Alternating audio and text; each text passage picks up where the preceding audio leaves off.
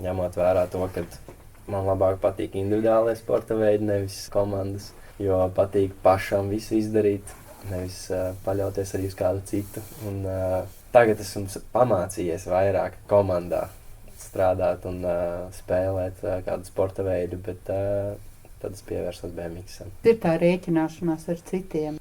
Tā Bet varētu ģimenē būt. tak jūs rēķinaties citu ar citu, citādi jūs te visi nebūtu. Jā, noteikti plānošana, jā. Bet jums ir tā sajūta par lielo un mazo dzimteni? Stopiņi, vēl kas ir valka. Nu, tā nenošķir gluži. Tādā ziņā, jā, kad aizbrauc uz ārzemēm un kad ir jāpārstāv Latviju, tad noteikti kad liekas, ka savādāk nekā Latvijā piedaloties sacensībās. Aizbraucot uz ārzemēm ir tāds, kad tu atbalsti pati savu valsti, bet, kad esi mazajās Latvijas, tad tāds, kad tu atbalsti savu klubu vairāk. Un tad jūs atbalsta Palmieru. Jā, Nonākam pie akcijas Apceļo Latviju. Daži plakātiņi aicina 2026. gada 16. augustā pavadīt vietā, kas jums ir ļoti tuva. Tā ir etnogrāfiskā sēta Ielīces.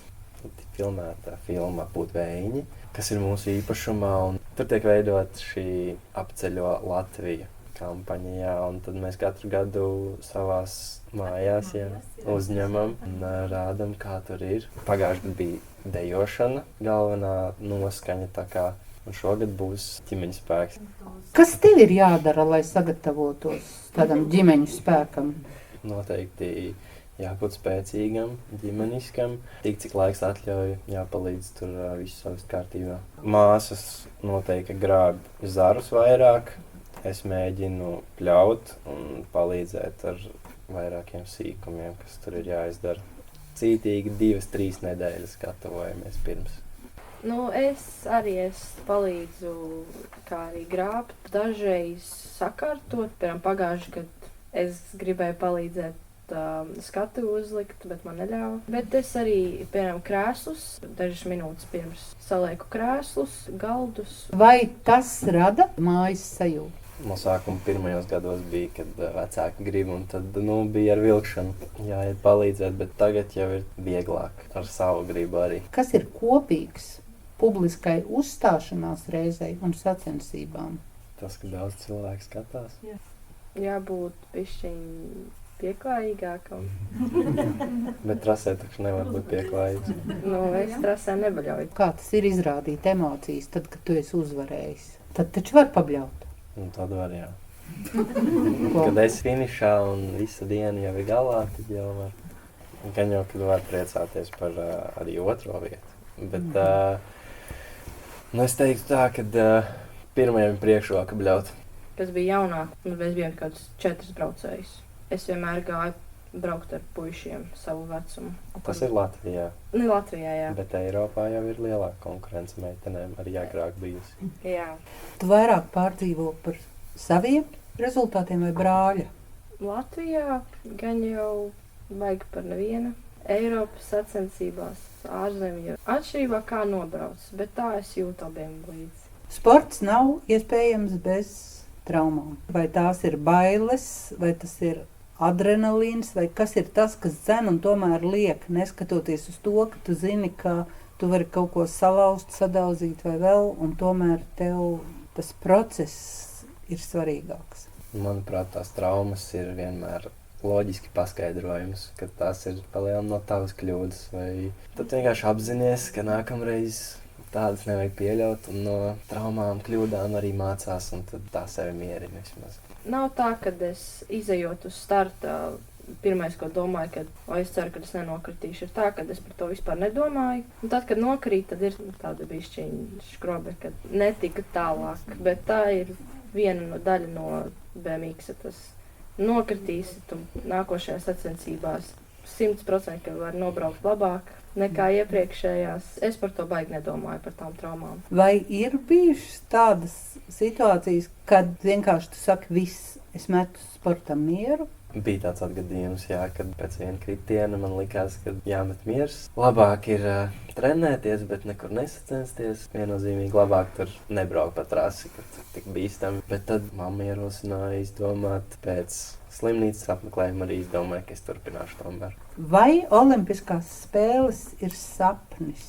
Tas ir tāds, ar ko es ceru nobeigt karjeru. Tagad tuvākās Olimpiskās spēles ir 2028. Par olimpiādu runājot, teikt, nevis sapnis, bet vairāk mērķis. Liek to darbu iekšā un uz to arī tiecās. Kārlim ir jāizstāsta, tu esi Olimpiskajā vienībā. Ko tas nozīmē? No šī gada esmu iekļauts Latvijas Olimpiskajā vienībā, kas man līdzfinansē braucienus uz sacensībām. Sporta ārsti tur ir, kuriem man ir pieeja, fizioterapeiti, arī iespēja uzturbagātinātājus dabūt. Un vēl liels atbalsts augstā snieguma centram Valmierā. Tātad viena lieta paša interese, viena lieta ir ģimene, viena lieta ir motivācija. Kas ir tas kopums, bez kura nevar tā sportiskā attīstība notikt? Noteikti, ka sava gribēšana un tiekšanās kādu mērķi, jo bez tās savas tieksmes uz kaut ko, tā arī var palikt ceļa vidū. Vairāk arī paša sava gribēšana un arī vecāka palīdzēšana un trenera atbalsts. Vai jūs esat padomājuši, ko jūs, piemēram, kaut vai no tādas sporta dzīves gribētu saglabāt nākotnē? Lai nākotnē zina, kā tāds Kārlis un Anna nodarbojās ar BMX, un tas bija 2026. gadā. Noteikti veselīgi būtu turpināt sportot un pēc karjeras pieņemsim nenomest visu malā un neteikt visiem sporta veidiem uz redzēšanos, bet noteikti turpināt sportot un varbūt pat palikt BMX-ā kā treneri. Savādāk atbalstīt sportistus, nevis ar savu tikai pielikumu sportā. Vai sevi sportam ir jāziedo? Vai tomēr ir jāsporto tikai arī veselības prieka dēļ? Noteikti sporto priekš sevis. Daļai jau to laiku tu ziedot tam sporta veidam un saviem panākumiem, ko tu mēģini sasniegt. Galvenokārt teikt, ka tas iet roku rokā, tas nav tā vienkārši investīcija bez atgriezt kaut kā bez dividendēm. Tu man pieminēji to klusumu mirkli pirms starta. Var šīs savas attiecības ar skaņām? Daudziem patīk klausīties mūziku, tā kā iekļūt zonā. Es domāju tā, ka noņem tās austiņas, tad tie trokšņi, nezinu, varbūt pat ietekmē. Un tāpēc es pat nemaz neklausos mūziku un ļauju būt sev ar apkārtējām skaņām. Un par elpošanu elpo un izbrauc trasi galvā. Un tad jau tu palielam esi jau pie starta nonācis, un tad nāks vien braukt.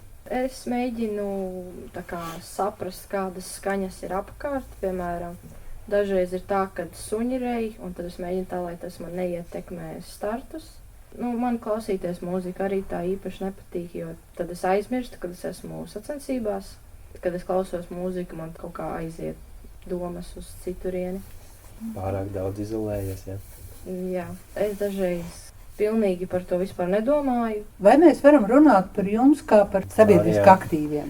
Jā, esam sabiedriski aktīvi. Arī esam gan arī katru gadu Stopiņu laureātos sastopam, kad iespējams. Es vēlos aiziet uz pašpārvaldi nākošam gadam. Es jau vēlējos šogad aiziet, bet neviens negribēja man nākt. Es robotikā kādreiz gāju, bet tad vairs tādus pulciņus tagad 8. klases skolēniem nepiedāvā. Dejošanās arī gāja, bet tagad vairs nav dejošanas. Es vairāk atnāku mājās un tā vairāk uz BMX. Kas dzīvē ir galvenais? Noteikti laba pašsajūta pirmām kārtām, un tad tikai viss sportošana un mācīšanās. Labi, mācīšanās ir vienlīdz ar pašsajūtu. Man šķiet, ka tā ir ģimene, vai arī labi smaidīt. Es mēģinu katru dienu smaidīt.